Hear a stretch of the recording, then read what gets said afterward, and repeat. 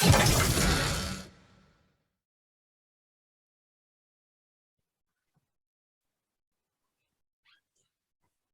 day, folks. This is Terry and Tom from the Metaphysical Mysteries with another exciting episode. And today we have with us Professor Andrew Ward, his PhD, Tulane University in the great city of New Orleans, a big mix of everything that is American, French, Creole, Indian, African American. There's everything in New Orleans, and Lord knows he's got a list of things and experiences there. He is an assistant professor of political science, in fact, and international development down in Tulane. And he grew up in several different countries. We've got Yemen, Egypt, Saudi Arabia, India, and weirdly enough, Virginia, United States. I like that. You got your BA in religion, and after going through all those countries, you probably needed it. Then you taught history of English. I probably need that myself, in English lit. So, and then you taught in Polonia, is that right? University in Poland, is that correct? That's correct, in the great city of Częstochowa. Don't ask me to repeat that, but I'm with you. Then you get your master's from Framingham State College, the European campus, where you entertained yourself and others as a lounge singer. So some of my more wilder times, yes. Yeah. You got quite an eclectic background. That's fascinating. Get your MS and PhD in international development there in Tulane. Interesting, and kind of getting into the guts of probably what we're going to talk a little bit about today is you became a tour guide in the French Quarter and directed tours around for a lot of different reasons. I'll let you explain those in more detail. But then you also were involved at a director level for a lot of not-for-profits and some other programs that helped bridge the Islamic world with the USA in a project. So those are cool. You've authored several academic pieces, stage plays. The one I thought was kind of interesting here was a play, a Bourbon Street Sojourn, a 6-foot Creole cockroach guides an 8-year-old boy through the quarter. I think I'd like to see that one just to see the costumes, if nothing else. So anyway, with all that being said, Andrew, welcome to the Metaphysical Mysteries. Glad to have you. Thank you, Terry. It's a pleasure to be here. So tell us about, well, whatever you want to tell us about. You've got quite a background. I know the tour guide and the ghost thing, in the metaphysical world, clearly that's of interest, but I know you get so many different experiences from other countries with the religious background and so forth. How did you come to be this tour guide? And that's a lesser of your positions, but probably pretty fascinating. Oh, and so much fun too. Yes, thank you for the lengthy intro. I hope your listeners are still with us here and actually ready for us to dive in the way that they're used to, having listened to your podcast before. Yes, so as you mentioned, I grew up abroad. I come from a long line of diplomats, professors, and drunken sailors. And somewhere, but in the mix of that Venn diagram of humanity, traveling around places like North Yemen and India and Pakistan, I fell in love with a real third world developing country, South Louisiana. And, moving here in 2004, I was utterly fascinated, by this little pocket of what calls itself part of the USA, but couldn't be further from. I mean, we're really just the northernmost point of the Caribbean. We have the same socioeconomic indicators as many parts of West Africa. And so it is a Caribbean city masquerading as an American town. And basically the day I arrived, I said, that's it. I'm not moving around anymore. I found my permanent home and I'm here forever. And so one of the best things that ever fell into my lap was, this potential to become a tour guide in order to pay my way through the dissertation writing stage of my graduate school experience. And probably the best job I've ever had. I mean, you've mentioned before that you've been on a couple tours before. Tom, have you ever visited the Big Easy Crescent City before? Absolutely. I was down there a number of years ago for a couple of conferences, and it's a great place to be, especially the jazz festival. Oh, absolutely. Did you have an opportunity to go on a ghost tour perchance? I did not. Well, that's why I'm here. I'm delighted to tell you a little bit more. We can do a truncated version of it today to the level of your interest. And so I got, passed the test, because every tour guide in the city has to, essentially give DNA samples and fingerprints and, pee in a cup, and then you pass your written exam, and then you farm yourself out with your new certification to various companies and see where you are a more natural fit. So where I ended up as a more natural fit was in the wide world of haunted history tours. And one thing that was really striking, I was 25 years old when I moved to the States. In that period of time, I don't think anybody had ever asked me that quintessential American question, do you believe in ghosts? Because it was just a given. It was just completely understood everywhere else that those other entities were around us in various forms. It was only upon my advent in this country that there is this, deep-seated skepticism, sort of like the Missouri motto, you got to show me, won't believe it till I see it and smell it and have, triple proof about it. It was really curious to me that of all places, it would be the United States that had the greatest level of skepticism against all things paranormal, supernatural, and metaphysical. You guys deal with this on the daily. Has that been your experience as well? Is that there's a general resistance to all matters of this variety? Yeah, I mean, I was born in Missouri, so I understand your comment. So, because I say that all the time, show me, and because we take that approach. But like reincarnation, only in America do you get a raised eyebrow. No place else in the world do you get that. I mean, 85% of the world understands that's an absolute concept. Even the University of Virginia, has an entire wing dedicated to reincarnation studies. And that being said, once you understand that, then the things that go bump in the night make a whole lot more sense.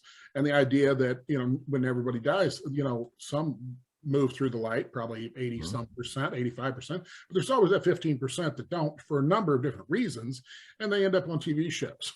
And they go bump in the night, and those are the ghosts, and they have issues, and they'll eventually go, but in the meantime, people are making money off of them, and that's kind of sad and happy at the same time. But they really do have that same issue, I believe. And Tommy, I know you're out in Massachusetts, and you've got Salem right there in your state. I mean, the classic witch tales. So what do you think about that out there? And that's really the attraction up here, that the one place that people open their mind to it. And there are a lot of haunted, locations around the state in New England. But once we get past that, it's more of a one-off rather than a mainstream type thought process. So it's hard for people to accept up here. New England's known as 200 years of tradition unimpeded by progress. So that's good. I'm stealing that, and I might rebrand it for parts of Louisiana as well. But gentlemen, what do you chalk this up to? Why is there this, why all those eyebrows being raised at the notion of reincarnation? Well, what is it that is so distinctly American about doubting something that 85% of the rest of the planet takes as granted? The church. Yeah, religion is probably the biggest one. Sure, absolutely. I mean, I don't know that they consciously do it on purpose, but they tend to put a lot of fear in people, and when you have fear in people, where they go to someplace they think safe, and that's somebody who in effect controls them to a degree. And once you're not fearful anymore, you don't necessarily go there as much or as often, or with the same kind of reverence, I suppose. But I believe that the Victorian era still stands strong. In America, we're only 3 generations out from that, really, and it's handed down from your great grandparents on. I mean, you couldn't even look at a woman's ankles back in the day. Ooh, scandal. You're going to go to hell for that, for sure. And so, in the concept of hell, that is a big factor in all this. Believing in, voodoo, which I use it in a general sense down there. It's very specific. But believing in woo-woo and airy-fairy stuff, that's all for kids and kids' tales and grim fairy tales and so on and so forth. But in reality, people truly know, and even the deepest, most religious people sometimes end up in my office, or oftentimes do, and they know there's more to it than what they're getting told, and they don't like to get the wool pulled over their eyes. Americans don't like that at all. thus the current mistrust in government. When people don't tell you the truth, then you get a little wound up. So you want to go explore it. So then they end up down in New Orleans with you going, okay, show me. I'm from Missouri. Show me what you're talking about. And then you get to put on the, fantastic tour and get them in there. So you have the people coming in. What are they asking you? I mean, you're dealing with them every day in that kind of concept. We have, so I would come right out of the starting gate and agree with you that about 85% of spirits go on to the light, and about 15%, for whatever reason, and there's a wide spectrum, they linger beyond. I would say that's probably the general number. In New Orleans, I think it's probably closer to 40%. I would say 40% of the living humanoids stick around after their corporeal death in this city for a number of reasons. One, whatever it was that drew them here in the first place is similar to them not being able to go towards the light after death. And some of them are just having so much damn fun. Why would they go anywhere else? There is not a bar in the city that does not have a little corner, a little nook, a little altar for the dead. And that level of respect is something that they feed off of, that they appreciate that level of being honored and remembered. And why would you be in a hurry to leave if there's going to be a pretty bartender pouring you a shot and leaving a cigar at the end of the bar for you, every week anniversary for you for years after you're gone? There's at least, I'm thinking off the top of my head, there's 3 bars in the quarter that have shrines to dogs that have died. We have jazz funerals for old cats. The Preservation Hall down on St. Peter Street, they had a cat that was there for about 2 decades. And when he finally, crossed the Rainbow Bridge, there was a parade with about 500 people and 2 brass bands honoring, his time there. And people swore the very next day that he was back. They saw him out of the corner of their eyes. They're like, why would this cat go anywhere else? How could he be in a hurry to be reincarnated as a boring old human when he could be a celebrated cat for the rest of eternity? So one of the things that shocks a lot of people when they arrive here is the ubiquity of the dead. Our cemeteries are above ground. You're never going to have this almost sanitized, sterile separation that is so prevalent in other parts of the country, where the dead are over there, you don't watch them die, you have no interaction with them, whereas here they're positively everywhere. And it goes that way also with intergenerational relationships. Something else that I found is distinctly American that doesn't exist in New Orleans is, 50-year-olds tend to hang out with 50-year-olds and 20-year-olds hang out with 20-year-olds. Whereas in this city, it's perfectly normal to have friends twice your age or half your age and to have these social structures. So people see each other in every stage of life, whether it's bringing new life into the world or being ready to pass out of it yourself. And so that's something that people instantly see and sense on a 6th or 7th sense level upon arrival. And then I get to talk about basically how people have died here in gruesome ways, in lovelorn ways, and in heroic ways over the last 3 centuries. New Orleans was founded in 1718, but we have a good 2,000 years of indigenous stories that precede them. But I don't mean to monopolize everything right out of the starting gate. I was wondering if you had a particular area of interest that perhaps you'd like to go into. Well, you talked about haunted tours. What are the categories if somebody was wanting to take haunted tours?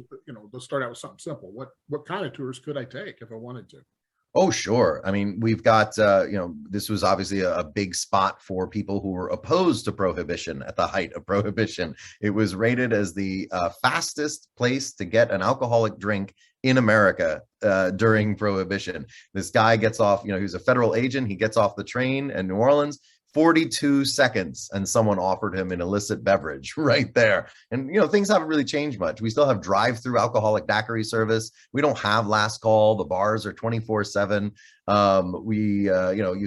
The zoning is all kinds of wacky. We have liquor stores right next to elementary schools. By God, we should. Freedom. And so with, you've got your prohibition tours, you've got your Kennedy assassination tours, you've got your Creole history. And, this is a Creole town, not so much a Cajun town, but you can get some Cajun history as well. We've got your cocktail tours and your culinary tours. And then for those who are more interested in the metaphysical world, we've got our vampires, because Anne Rice is from right here in New Orleans. And we have a sizable contingent of people who actually live the vampirical lifestyle here in New Orleans, going out as they interpret it, going out exclusively at night, participating in live consensual donor bloodletting, etc., and blood consumption.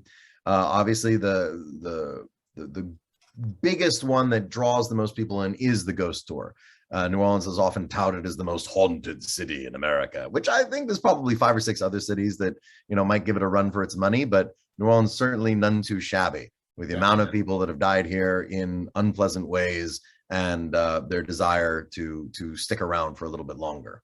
Yeah, I would think New Orleans would be up there. I've traveled this country from stem to stern many times, and I would say Salem, Gettysburg, New Orleans, those things come to mind pretty quick on hauntings. What do they all have in common aside from the sheer volume?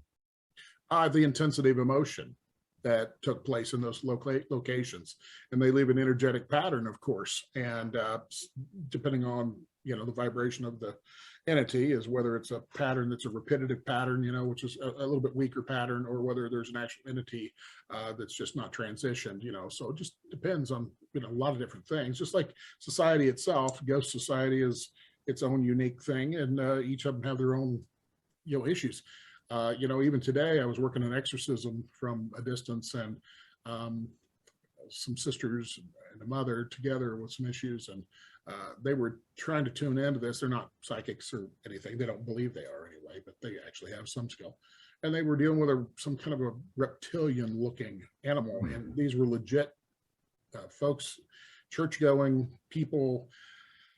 And there's and stuff starting to fly around. Poltergeist stuff is happening. Tommy, you just had a couple of in the last couple of days. Same kind of thing, entities. Yeah, 2 of them yesterday, where one basically was caught in the gentleman's torso. He was having trouble breathing, swallowing, the whole deal. And then another one was residual from 40 years ago, where the person did a demonic exorcism, and literally there was bystander witnesses that watched the entity leave the woman, go right through him, lifting him off the ground and throwing him to the ground. And there was some residual energetic patterns that had to clear out of there. What type of remedial action did you take? A little bit of a spiritual healing, just taking them through it and letting the entities know that this wasn't the place for them to be hanging around. Their welcome mat was closed. Interesting. Yeah, there's definitely no shortage of demonic entities lingering around here as well, feeding off of the type of energy. When tourists arrive here, they tend to let their guard down a lot more than they do back home. They're not participating in protective spiritual practices. They're not attending their usual church services or other religious devotions. And they're taking risks and chances, whether it's substance ingestion or sexual exploration, that they wouldn't do at home. And they're opening themselves up, not just biologically, not just physically, but to all sorts of other often negative vibrational assaults. And so a lot of people, they say what happens in Vegas stays in Vegas. When you come to New Orleans, you pick up a nasty spirit, you take that shit home. Pardon my French. Exactly. Kind of like the Disneyland tour, they're going home with you. And well, on these tours, what have you seen that has been unique, or people would get a little adrenaline dump if they were to see it themselves? Oh yeah. Okay. So we have a whole bunch of really good examples. I'd love to start with a little playful one, if I may. There's a hotel called the Andrew Jackson on Royal Street, 900 block. And the Andrew Jackson Hotel was originally an all-boys boarding school. And in the second Great Fire of New Orleans, because it burnt down twice in the space of just 8 years, the boarding school burnt down along with hundreds of other buildings. And inside, 3 little boys lost their lives. And the thing about really young children, and I know you guys know this already, is oftentimes they don't even know they're dead. So their spirits continue to hang around, completely oblivious to the fact that their bodies are no longer there, and they perceive time differently, but their personalities really remain the same.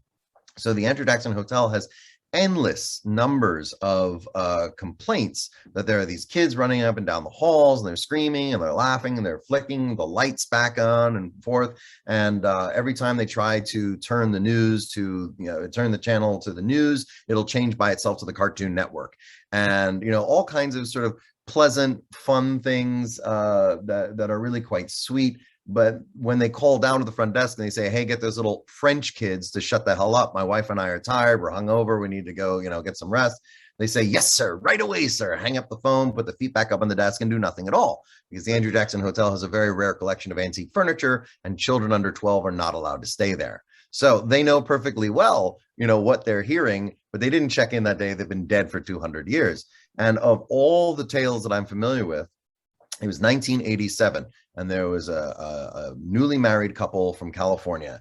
They come out and they do all the usual stuff in the quarter, and they're running around having a good time, drinking way too much. And their last night in town, they have this gorgeous suite at the back of the hotel on the other side of the courtyard with 12-foot high ceilings, 4-poster bed, glorious bathroom. And their last night in town, they tear it up a little bit too much. And they had overbooked all the activities they wanted to do. So the next morning they have to wake up at the crack of dawn and go on a swamp tour. They forgot about it, like, oh God, all right, well, let's just pack now so we can get as much shut-eye as we can. So into their satchel, they put the following items: granola bars, drinking water, and their camera. Now it's 1987, so the camera, requires film. And the camera that they've got, the little point and click, still has 3 shots left on the existing roll. And they're like, that's not going to be enough to see all the gators. Throw in an additional roll and carry on. So they wake up like 3 or 4 very bleary, hungover hours later. They're so discombobulated, they don't realize not everything is exactly as they left it. They go out to the swamp.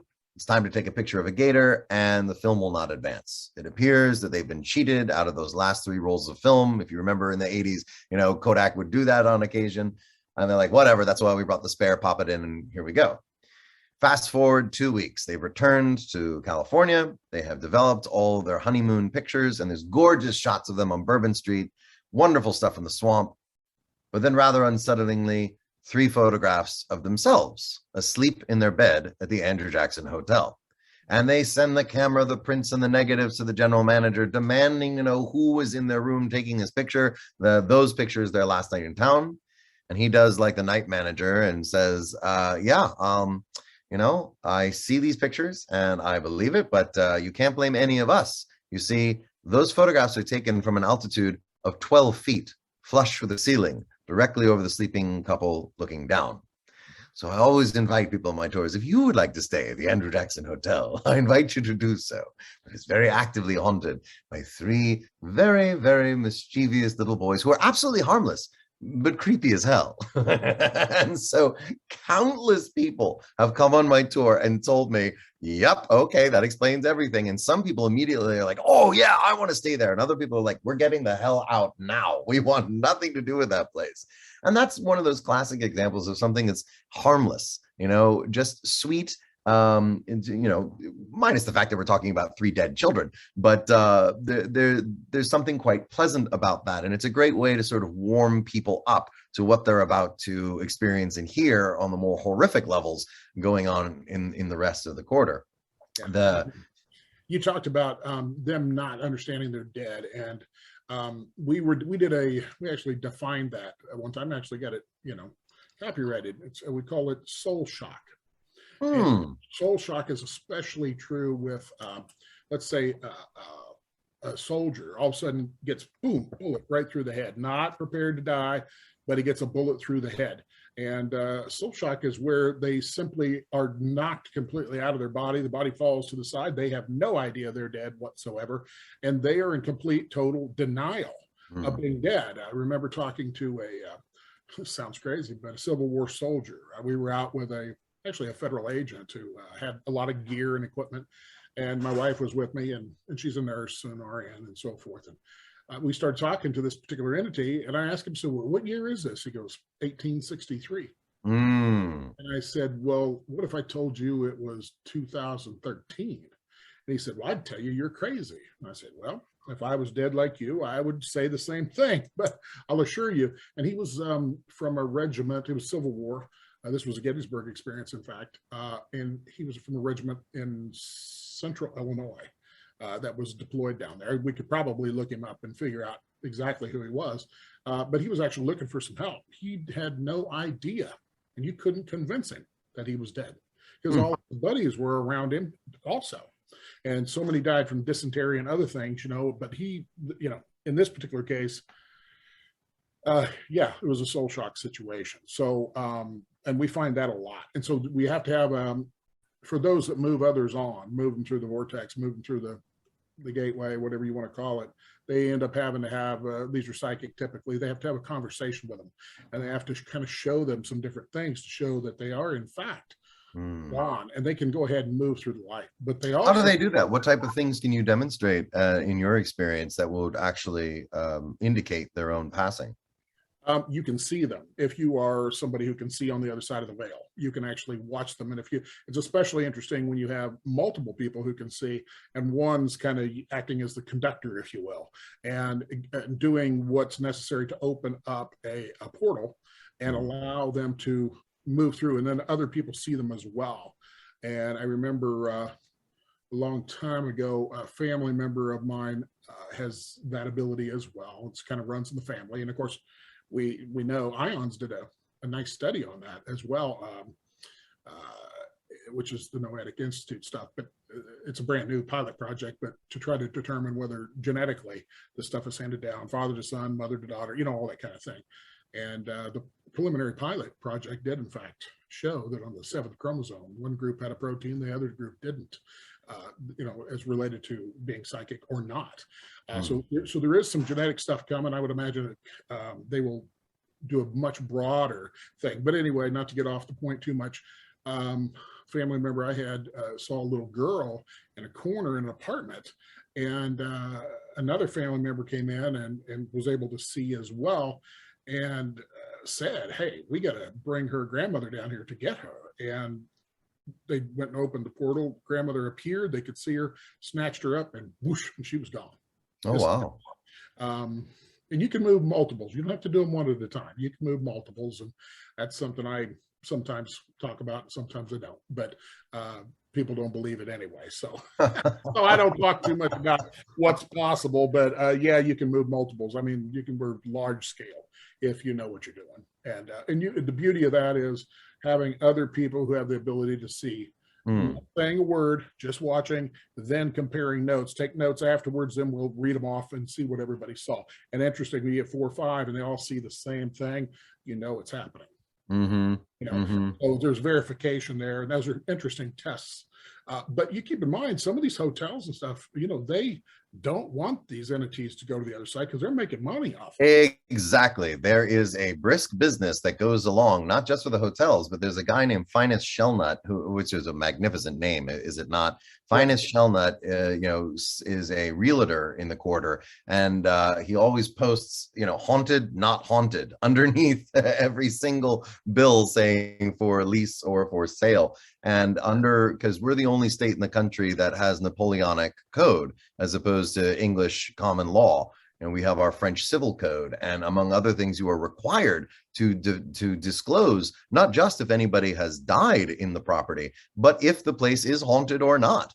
And that is something that has to come out in all the paperwork, something that is a holdover of people who just take it as, it's not a matter of do you believe it or not. This is a reality that must be contended with.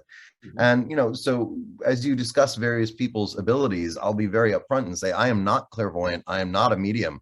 I am surrounded by people who have time and time again proven their worth in those categories. And of course, there's always going to be, 2% of any population, a bunch of charlatans, and they give a bad name to everybody else. But that certainly does not disprove or discredit the ones who are the real deal. And those are the majority in my experience. But there is one thing that I can say I have seen time and time again, unquestionably, and there is a portal on the corner of Governor Nichols and Royal Street in the quarter, the famed LaLaurie Mansion. This is where Madame Lalaurie, who had cycled through 2 husbands previously, who both died under mysterious circumstances, and she inherited everything, eventually marries a man named Dr. Louis Lalaurie, and they proceed to throw lots and lots of parties in this grand, elegant, very, very eerie gray mansion on the corner of Governor Nichols and Royal. And, you know, probably the second day I was in New Orleans back in 2004, I go on a ghost tour and I hear the horrific tale of what happened in there. And before the punchline had even come, I could feel something inside of me saying, you haven't done enough to protect yourself. You need to back away from the structure. This is not where you need to be right now if you wish to retain your health and sanity. And I chalked it up to just this being a great storyteller. I'm in New Orleans. I'm excited. You know, how much of this is purely psychosomatic? How much of this is grounded in any form of reality? When I started becoming a tour guide, you know, just doing practice rounds with my friends, we would turn the corner on, you know, to gaze at this house, and people would instinctively, before I said a word, guys, take a step back. There was just a feeling on a hot August, swampy summer day, people would get a chill. You don't get a chill in New Orleans in August. That's not a thing, right? But these people would. And so by the time I get my license and I'm taking groups of 28, this is the maximum by law you can take out at a time. And we would be roving the streets and people would be like, ghosts, I love ghosts, ghosts. Woo, come on, let's get another drink. Blah, blah, blah. Suddenly they would calm down. There would be all of those drunken bridesmaids, all of those hooting and hollering motorcycle guys, all of the girls on a birthday party. Suddenly something would happen. The whole energy would shift as soon as they were in front of this 3-story gray mansion. And that's before I even told them what happened. Gentlemen, are you ready for me to tell you what happened? Absolutely. Yeah. Splendid. So Madame Delphine and Dr. Louis Lalaurie, as I mentioned, throw parties, not 1 or 2 a month, but about 5 or 6 a week. Grand, elegant, luxurious parties that had a budget through the roof. And she would appear wearing 3 latest Parisian ball gowns at each one of these parties. The money that they had is somewhere equivalent in modern day money of just under $1 billion of value. And they did not spend it, you know, by investing in the market. They spent it by having these lavish parties that everybody was invited to. They were extremely glamorous, and they were very, very powerful, as money tends to be an indicator of. And so one night, it's April 10th, 1834, fire breaks out in the kitchen. It's now the garage, but it used to be the kitchen separated from the main building specifically for fires. They didn't want the third great fire of New Orleans to occur. And everybody is evacuated. And they come across the street and they're saying, are you okay? Are you fine? All right, everybody's fine. Where's our host and hostess? Where's Dr. Louis? Where's Madame Delphine? We need to see if they're okay. And out comes a small army of servants and white glove wearing slaves with silver platters saying, no, pay no attention. Everything's fine. Just stay exactly where you are. And they serve them hors d'oeuvres on the street across from the house while flames are leaping into the night sky. They roll out a barrel of wine. The band sets up a stage across the intersection and continues to play. This is beginning to look like the A deck of the Titanic here, right? And everybody's having a fabulous time. Eventually, the police and the fire marshal show up. They go into the kitchen. They put out the flames, and at the center of it is this 71-year-old slave woman who had intentionally set the fire in a suicide attempt because she had broken some minor house rule that morning. And Madame Delphine said after the party, she was going to be taken to the uppermost room. She doesn't know what happens in the uppermost room, but she's heard rumors. And those rumors are terrifying enough that she would rather burn herself alive than find out for sure. Naturally, this intrigues the police and the fire marshal, so they go upstairs to investigate. At the center of the top floor, surrounded on all sides with hallways, no windows of its own, is this room, which is barricaded on the outside and locked. So obviously this means it's designed to keep certain people from outside getting in, but also vice versa. So the fire brigade removes the large beam and uses it as a battering ram. Eventually, the door falls to the ground, and so do these grown men of the police department and the fire brigade, to their knees, vomiting uncontrollably, as the stench of rotting human flesh has completely overwhelmed them. They light a couple lanterns and go in to the right. The police chief is the first one to cry out as he bumps into one of 2 operating tables, upon which a man and a woman have been chained, and they are still alive. And then he realizes he's mistaken. Yes, they're still alive. No, they're no longer a man and a woman. They're the victims of a crude sex change operation, with all the tender bits below their waists hacked off and surgically grafted onto the other person's groin. And over on the left, the fire marshal finds a reason to scream for himself as he bumps into a male slave, arms chained above his head, face sliced down the middle and across the center from ear to ear underneath his nose. Each quadrant of his face has been meticulously peeled back and pinned to a corresponding portion of his skull. In the dim light, it appears violent muscle contractions are going on underneath where his face used to be. They bring the lantern close and they find these are not muscles contracting. These are maggots feeding. Maggots intentionally introduced by Dr. Louis in a sadistic experiment to see how long human life could be prolonged with the vermin eating the growing infection there. Then there's a muffled groan on the other side of a waist-high wall. Lying on her belly on the floor is a 20-year-old slave girl, arms, legs amputated, eyes gouged out, lips, nose, ears, tongue, all surgically removed.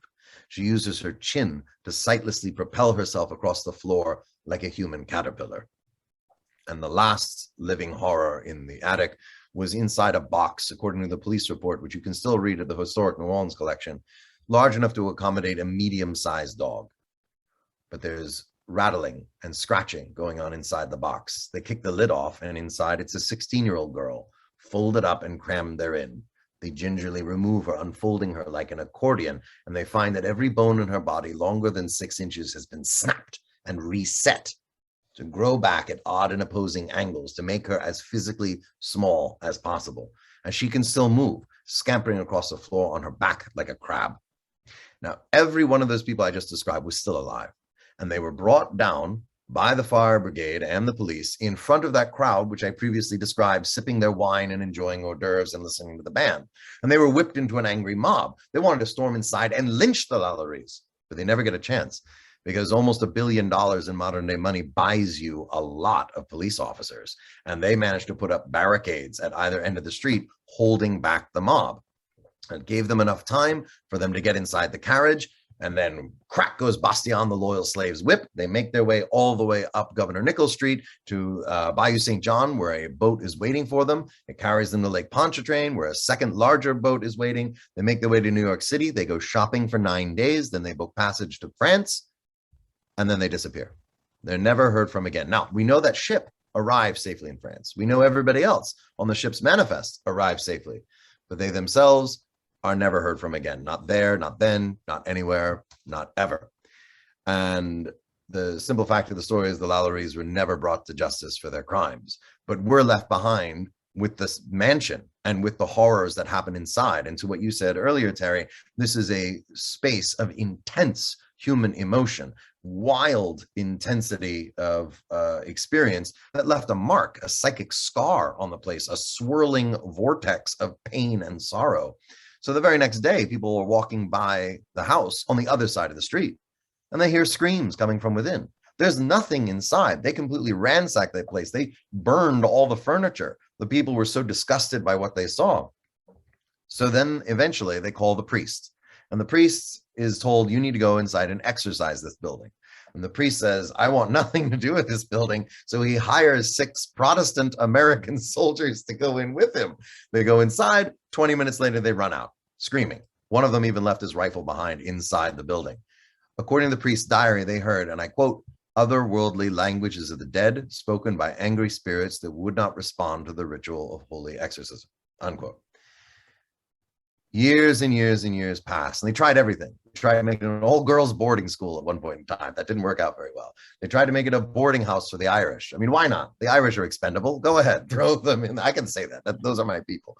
And, you know, no matter who you are, no matter how brave one thinks they might be, you're a 22-year-old Irish woman with your baby, and the 14th time in a row you wake up screaming from the worst nightmare you've ever had. You check on your baby in the crib next to you, and you find she has finger-shaped bruises on her throat. If you are moderately intelligent, you will get the hell out. And they did. So again, it changed hands dozens and dozens of times. 1953, the city of New Orleans itself, the city council said, this building's been pissing us off for 120 years. What are we supposed to do? I know, said one council member. Let's subdivide it into apartments and get people from the north, Tom's people, to move in there. It'll be great. So they did. Yeah, that'll fix it. Yep. And in the renovations, they're like, well, this is an old building. We need modern plumbing, which means you got to put in, we got to put in new pipes and got to rip up the old floorboards. And underneath the old floorboards is a lot more than the old pipes. Hundreds of human bones, 36 complete human skeletons. But this is the worst part. The underside of those floorboards had scratch marks. Those 36 people were illegally smuggled West African slaves, not on any ship's manifest, unknown to everyone for even existing, let alone being trapped under the floorboards. And because they were fresh off the boat from West Africa, they didn't speak French or Spanish or English or any recognizable European language. They spoke an obscure dialect of Senegambian, which is then misunderstood by the priests and the soldiers as otherworldly languages of the dead. So they starved to death underneath the feet of the only people that could have saved them. Now, this story made people say, I want to go there and live there. And other people saying, I don't even want to go to New Orleans because I don't want to have a proximity with a horrible place like that. Either way, those apartments had full occupancy all the way until 2006 when it was converted. Now, the average length of stay was 8 months. All those people for half a century, most of them couldn't hack a single year. Most of them were saying, this is a horrible idea. I want nothing to do with it. 2 people committed suicide in that period of time. 6 went missing, and a whole host, it depends on how you measure it, were institutionalized for various forms of mental illness. The interesting thing is that it was in 2006, it was purchased by none other than the Ghost Rider himself, Nicolas Cage. This was, I believe, his 21st property. He had mansions and manor houses and castles, all over the world. Once he got that one, though, he goes bankrupt. He loses all of his money. The only piece of property he owns left anywhere in the world is his own grave in St. Louis Cemetery No. 1, a gigantic pyramid in the oldest cemetery in New Orleans. But he lost that house, and eventually it ended up in the possession of a gentleman named Mr. Whalen, who is part Hollywood producer, part oil trader out of Houston. That's who currently owns it. He himself has said that nothing strange has ever happened inside the building, except for some creepy dreams. But over my years of telling stories in front of that house, I've had 36 people faint, pass out right in front of that building. That's before I even got to all the gory, creepy, unpleasant stuff. They're just looking at me and they're like, don't feel very good here, and looking the blood drain from their face, the knees lock up and down they go, timber, one after another. Of all the people who fainted, my favorite was this guy who was with his girlfriend who said, I don't feel good, and then go across the street to get away from the building. And the whole time he's mad. You can tell that they were early in their relationship, because if they had been together longer, he would have stayed here. Fine, you jet, kiddo.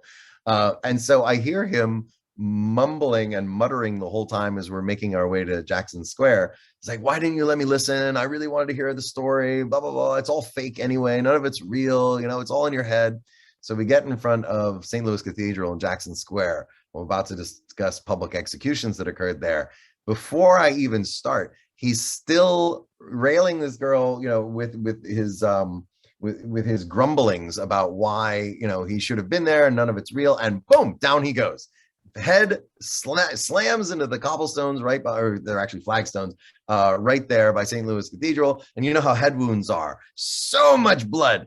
Oh my God, this gigantic lake of blood coming up behind him. He's still conscious the whole time, right? And all the tourists in the universe, all like, this is so cool. And they're taking all these pictures like, it's real, the curse is real. So I count him as number 37. But I've had 36 faint in front of the building, and he is number 37. So the story of the Lalaurie Mansion continues. People have tried to make movies. It's been on A&E, Discovery Channel, History Channel, Travel Channel, Sci-Fi, Bravo.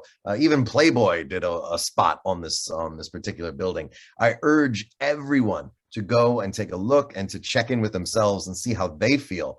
People have sworn they've seen something as simple as orbs and clouds of ectoplasm, but overwhelmingly it is a place of intense physical and spiritual misery, and that pockmark on the face of the city remains and is every bit as powerful as it was 180 years ago. Yeah, that's exactly the kind of stuff that causes hauntings, and all kinds of energetics that people get a chance to feel. And I think people have to understand that they're souls. They're spiritual souls. They're just inhabiting a bag of bones right now, but the bag of bones serves as their radar, sonar. All the senses come through that. That's how we navigate this particular environment that we're in. And so when they get close to that, all those senses start firing off in a range that they're not accustomed to, and it's an overload. And then they go down with a faint or worse, as the case may be. So yeah, that would be substantially correct an assessment of what's going on there. So that's fascinating. Well, if that doesn't entice people to come to New Orleans and check out some ghost stories and tours, I don't know what would. And I know out in the plantations, there are some of the plantations that have ghost stories in and of themselves. If they take the tour about half an hour out of town or so. I was out there, let's see, was it last year maybe, or the year before, anyway, fairly recently. And I was walking through one of the plantations, and I asked them about that, and they said, yeah, we get folks come through every now and then. So I just kind of started to tune in, and I picked up on a lady in one room, but I described her and said there was a death here, and then, but I said she goes back and forth between this other room, and we went into the other room, and then I said, this is her right here. There was a picture, a little picture, and I said, that woman right there is who I'm seeing. And they said, that's exactly what we get every time. Interesting. That's the woman. So do you remember which plantation it was? Perhaps Oak Alley, Laura, Myrtles? I think it was Laura. Yeah, I think that was what it was. I did all of them, at one point. So, but I think that's what it was. Yeah. And so, yeah, and I walked the grounds, and, you can feel different energies if you walk the grounds, and if you're tuned in, you can, but a lot of it's been dissipated to a great degree because there's a lot of reverence and respect now in those areas where people come to, not to make fun of, but to understand, educate themselves, so we don't repeat some, terrible injustice again, in any kind of respect. So some of that just has dissipated in some places, but this was a Caucasian lady who was the mistress of the house at some point. And then it would hand it down to younger generations, but she still stayed. Anyway, and there was one room where several deaths took place, and I think it was related to I want to say the birthing room or something. Okay. They would have. That makes sense. That would, make sense back in the day. The percentage of people died in childbirth and so forth, and babies that died as well. So, but anyway, yeah, it's fascinating if people get a chance to get down to New Orleans and see some of this. So has any of this helped you when you're teaching at a major university, visiting professor at Tulane. So any of this background, has that helped you in doing your professional job? Unquestionably. So it actually went into, I ended up writing my doctoral dissertation on the tourism industry in New Orleans. And, one of the remarkable things, everybody touts tourism all over the world as a fantastic export economy. It's a way of enriching a general population. It's a way of employing large numbers of people. But what my research indicated with New Orleans as one of several case studies is that generally is that the overwhelming amount of the money that comes in from the tourists gets hyper concentrated in the hands of the very few. And while wages remain stagnant over the course of decades, cost of living continues to go up. And there was a time, at the end of World War II, in 1945, 50,000 people lived, worked, played, shopped, went to school in the French Quarter. 50,000 people, that was their neighborhood, right? Now, less than 3,000 people live full-time in the French Quarter because they're the only people who can afford to. There's about 10 kids under the age of 18 that live in the French Quarter whose homes are there, whereas there used to be hundreds and there used to be thousands.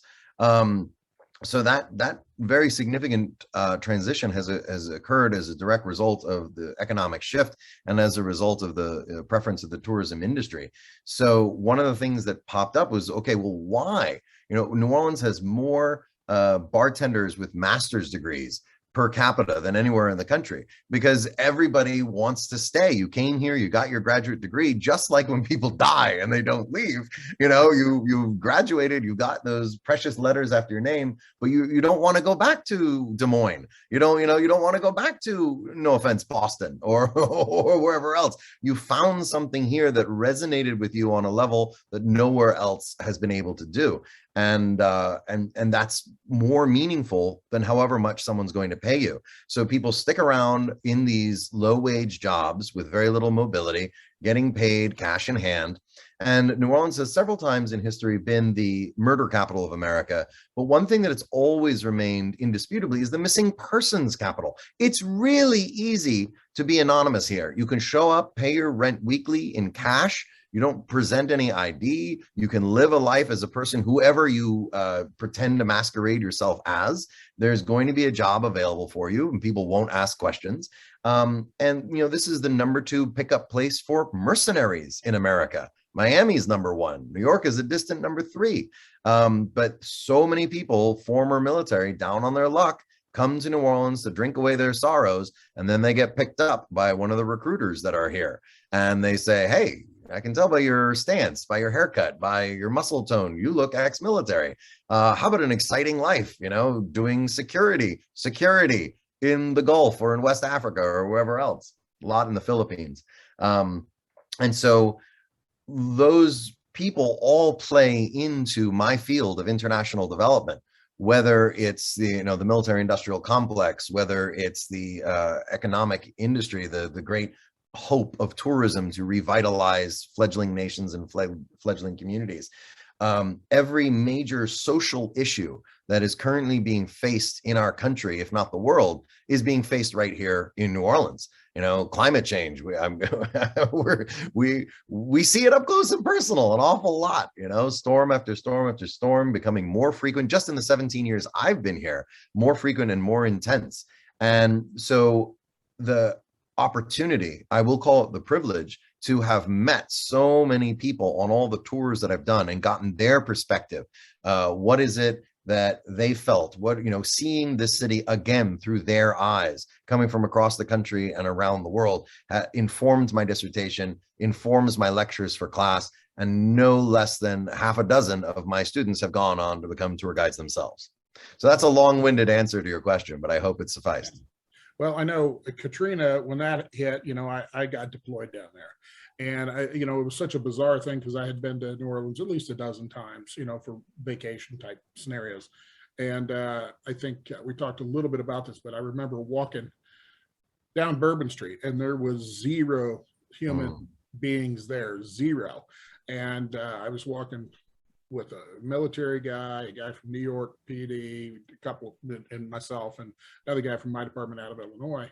And just stopped, and just stared. And, if you could look up at some of the skyscrapers type stuff and the windows are busted out and the curtains are flowing in the wind. And it was one of the most bizarro worlds that you could possibly imagine. I mean, the only thing was the ghosts. And, I sometimes wonder if they didn't head for Houston for a better drink that day. But that, and I wonder, since Katrina, now, with Ida that just came through, but any change in spiritual, stuff and ghosts and so forth, and so many people died with Katrina. I don't know if you've seen any uptick, and especially in the lower ninth and so forth, or if anybody's even tried to figure it out. Absolutely. And the scene you're describing, sort of a lot of what just happened with Ida really brought back a lot of the feelings and the dread and unsurety that I experienced in Katrina. And I know I'm not alone in that at all. The desolation was truly unbelievable. It really was post-apocalyptic film style. And you're describing Bourbon Street, which didn't even flood. Whereas, the parts of the city where the wall of water just washed away an entire neighborhood in under 60 seconds. A lot of people said, why were they even there? Why would you rebuild New Orleans, etc.? I find oftentimes demographic information is helpful for people. 80% of the people who died were over the age of 65, and they were, they had all kinds of underlying health issues. How are you going to tell, Miss Nancy, who's 80 years old on dialysis with hypertension, that she needs to walk from the lower Ninth Ward in late August to get to the convention center or the Superdome? She has no car. She doesn't know anyone who has a car, et cetera, et cetera. So a lot of the people who died felt an extreme sense of abandonment. And a lot of that negative emotional vibration has stayed. And people have done, the locals have done as much as possible to honor, to remember, and to make as many preparations as possible to ensure that something like this never happens again. The official toll is about 1,800 people died. They stopped counting after a point, and they were still finding bodies a year, 2 years later. So I would put the number significantly higher. And that's been corroborated by a number of different reliable sources. But one of the things that everybody who was there, no matter their level of belief in the woo-woo, as you mentioned earlier, will get enough drinks in them, and they will pull you aside, and they'll say, I saw something, I felt something in the aftermath of the storm. All of those people I mentioned earlier, all those bridesmen, all those bridesmaids, all those bikers, they provide a lot of energy for many of these spirits to feed upon. And when the city was evacuated and there was nobody here, and it was just those fluttering curtains out the windows, the spirits were very, they were starving. And so, yes, they would have been better served to go to Houston and get a good meal there. But the ones that stuck around preyed extra hard on the humans that stuck around. We had a very, very unfortunate case. This is a young couple, attractive couple that was working in the service industry. He worked at Bufas, she worked at Spotted Cat, and they rode it out in the storm. They were on the cover of the New York Times. Everybody was like, oh, look at this couple. They're the future. They're going to be what the rebuilding New Orleans looks like. Well, one day, neither of them show up for work. And a couple days later, he jumps off the roof of the Omni Royal Hotel to his doom. And they find in his pocket a 8-page suicide note folded up and put into a plastic bag. Says he did, he had been in the service, and he had done things in, I believe it was Kosovo and in Iraq, and he didn't feel guilty about it. And because he didn't feel guilty about it, he knew something was wrong. And then he completely went over the deep end and did something especially horrible. To find out what it is, go to his apartment, which was at that time above the Voodoo Temple on Rampart Street. A lot of people read way too much into that. But that was purely for locational reasons that I mentioned it. So they go inside, and his girlfriend had been murdered, had been dismembered, and had been partially cooked for the purposes of his own consumption of her flesh. And this murder, suicide, cannibalism, shocked the country. And again, tourism. If you're telling everybody about this, nobody's going to come to New Orleans. This is not going to be a family-friendly place.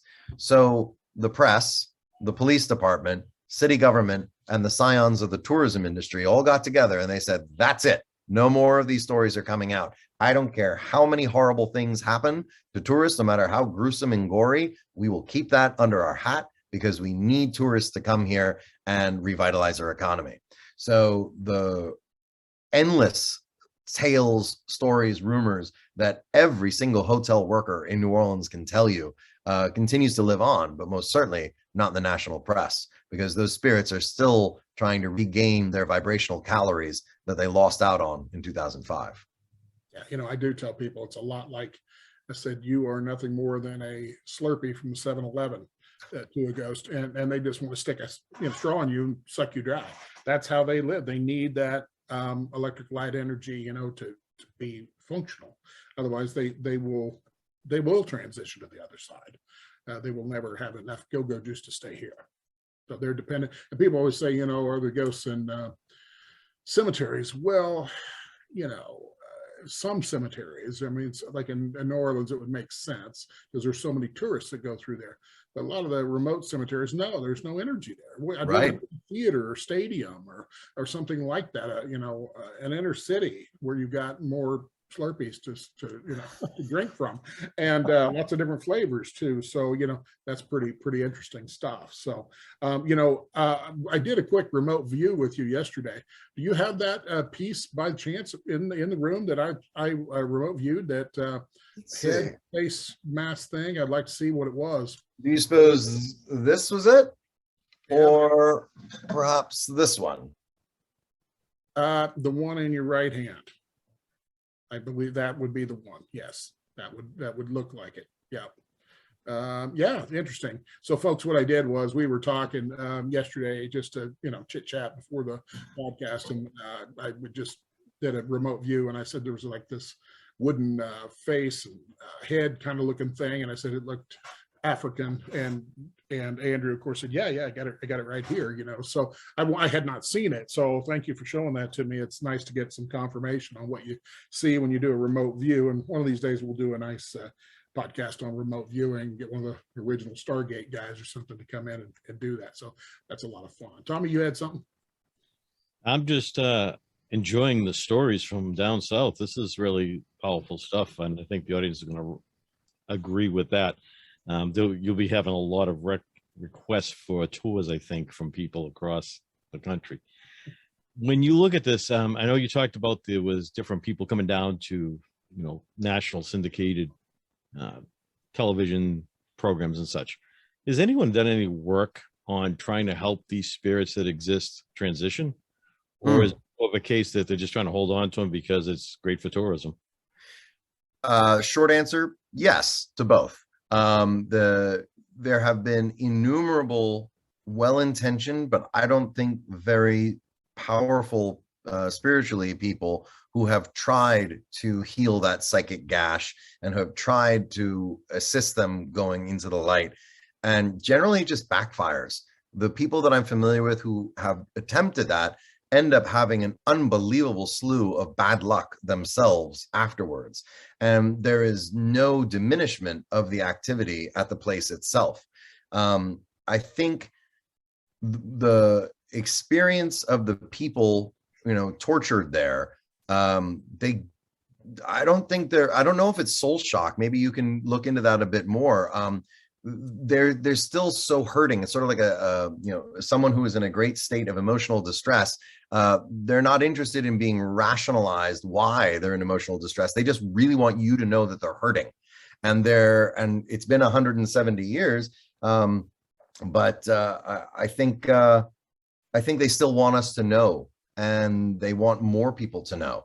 And until that critical mass of knowledge has occurred, I don't think they're going to be ready to go on. So what you're telling me is you're going to get a group of highly trained psychic mediums, and you're going to bring them in. They're going to start to tell stories. You're going to write a book that's going to bring all this out into the public, and you're going to make $1 million at it, and will also clear up the space at the same time. That's exactly what I'm saying. And the book will be coming out next spring. Look for Reverend Dr. Andrew Ward's The LaLaurie Mansion Story. That sounds like fun to me. Yeah, I mean, really, I will say this on that thing, Tommy, and just the Auschwitz and other concentration camps, World War II, obviously horrendous problems. My understanding is, in some of these anyway, that there had been a group of Buddhist monks that had come and worked to clear those spaces. And people that I know that are psychic medium types that have went through and toured those have reported, yeah, it is, no pun intended, dead. I mean, it's neutral space. And there may be one spot or two in there, maybe where experiments or something was done that's still a little alive, get some issues. But I think what people try to do when they come in to do that is they try to, as the classic statement is, how do you eat an elephant? One bite at a time. And so they tend to try to get it all done in one fell swoop, when you got to work around the edges first, and then start to move your way in little by little as you slowly And the entities also will see what you're doing, and you're doing it in a respectful way. You're trying to move things on, get the energy cleared, and that's going to take time. And very few people in America particularly have the time, nor the desire, nor the energy to actually do it. So it would be a project. And the challenge is, it is America ultimately, although New Orleans, but who's going to pay for the time and the effort to actually go through that process? Unless you get somebody who wants to, who's a billionaire, wants to underwrite that and have proper people there for a year and a dedicated process. They are going to have time away. They need to decompress themselves. You've got to rotate people in. You got to, it would be a process. In my estimation, it would be something that deep. It's not going to be a one man, one band show. It's going to take a while to change the energy over, and doing positive things around the fringes, very positive things around the fringes. That would be my recommendation. And then slowly start moving in, first floor, start doing really positive things and having only positive experiences in there. That's how you work your way through the whole thing. It's no different for, I'll say, police officers clearing a building. Don't just run into the center of it. You start working it. Get the light on if you can, so you're not having to work with flashlights. Start working your way door to door, place to place, clear. Eventually the whole building becomes clear and it's safe to go in, and there's no hidden traps that we are expecting. And that's the way I would go about it if I was assigned that task to do. So, I mean, that's just my 2 cents worth for what that's worth. No, that's a great analogy, and it makes perfect sense. I mean, it's we don't do full frontal assaults in warfare anymore. We've got to try to outflank them and do it incrementally.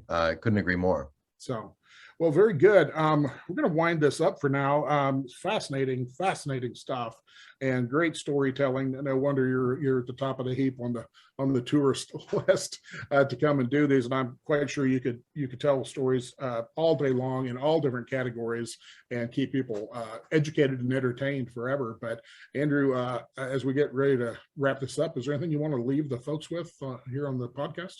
I invite everyone to come down to New Orleans and be part of the rebirth of our city, but do try to get out of the quarter, see the rest of this town. 80% of the tourists spend most of their time on 6 blocks of Bourbon Street, but there's a whole lot more of our city that's waiting for you. And if you do that, I promise not to feed you to the spirits. There you go. Tommy, you got anything? And I just want to thank you for coming on and sharing these stories. I know some people have trouble believing this stuff, and with someone of your background, your stature, to be able to share that messaging can really help open some eyes, I believe, going forward. So to do that, that's really an honor. So thank you for being here. Thank you, Tom. I appreciate it. Very good. Well, with that all being said, I will say that for Tom and myself and Andrew, thanks for joining us for this very unique podcast related to New Orleans and all the ghosts and so forth there. So I thank everybody for being here, and we will talk to you next time. Thank you very much. Ciao.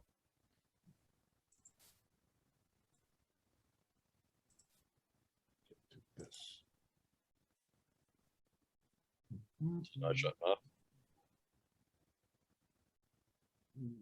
Andrew, there was one question I should have asked you.